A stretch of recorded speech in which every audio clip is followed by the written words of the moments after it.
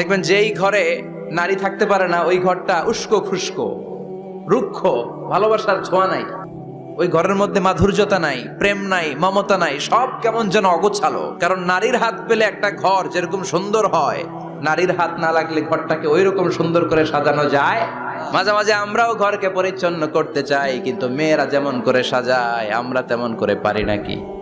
আমরাও মাঝে মাঝে রান্না করি, মহিলা রান্না করলে যেই স্বাদ হয় আমাদেরটা ওইটা হয়। কথা বলেন।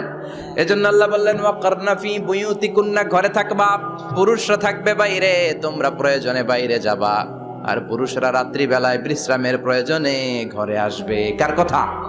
আবার আল্লাহ নারীদেরকে বললেন চোখ নামাও, আমাদেরকেও বললেন চোখ নামাও, তাদেরকেও বললেন চোখ নামাও। ওয়াকুল্লিল মুমিনাতি ইয়াগদুদনা মিন আবসারিহিন, ও নবী নারীদেরকে বলেন তারাও যেন পরপুরুষ দেখলে চোখ নামিয়ে রাখে।